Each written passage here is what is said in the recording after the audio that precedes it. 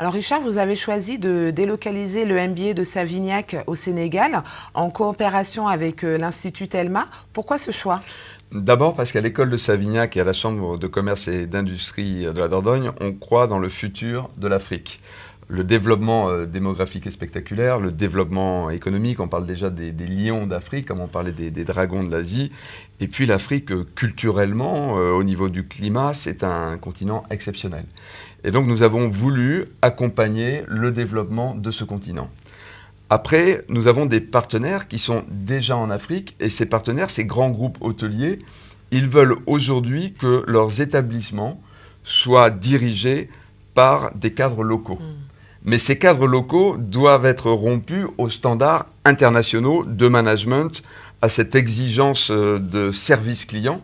Et pour cela, ils veulent qu'ils soient formés par les meilleures écoles françaises, suisses, etc., etc.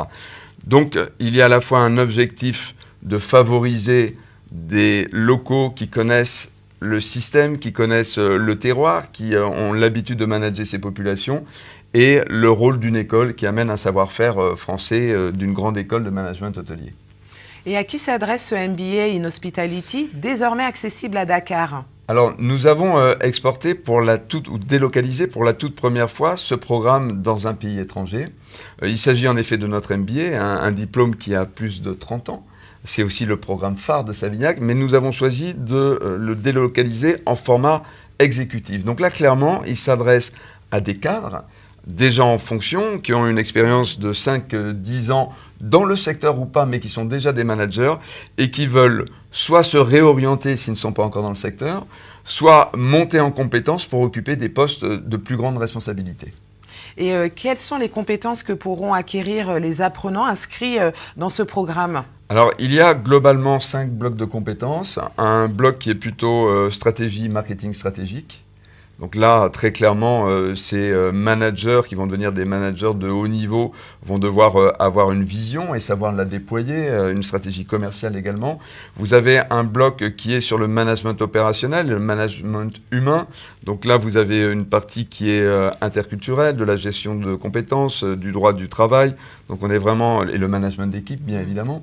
Ensuite, vous avez un pôle qui est plus sur on va dire l'exploitation de l'image, donc sur les réseaux, le web marketing, la notoriété, voilà, comment vendre sur ces nouveaux marchés émergents, comment capter la clientèle. Et puis, vous avez une partie qui va être plus sur les métiers spécifiques, l'opérationnel, puisque, rappelez-vous, des cadres venant d'autres secteurs vont pouvoir rejoindre donc, cette formation. Alors, ceux-là vont avoir un prérequis, quelques journées, on va dire, d'adaptation, donc où ils vont comprendre comment marche un service, quels sont les différents rôles, etc. Mais une fois qu'ils seront dans la formation, tous les apprenants vont suivre donc ces modules où ils vont bien sûr faire du revenu management, bien sûr comprendre comment on manage un service spécifiquement, quelle est la gestion des clients dans l'hospitality.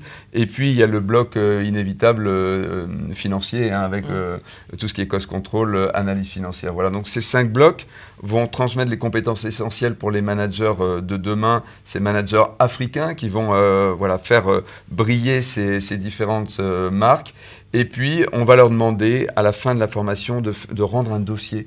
Et là, c'est l'énorme challenge pour eux de rendre ce mémoire très opérationnel qui va pouvoir être présenté à leurs entreprises, puisque certains vont voir leur formation financée par leurs entreprises. Et là, il va y avoir un go ou un no-go. Ils vont proposer une amélioration, un développement. Et ça va leur permettre de mobiliser toutes ces compétences de façon très transversale et de montrer qu'à l'issue de cette formation, ils sont capables de mettre en relation ces compétences et d'apporter une réelle plus-value pour l'entreprise. Très bien. Merci beaucoup, Richard. Merci à vous.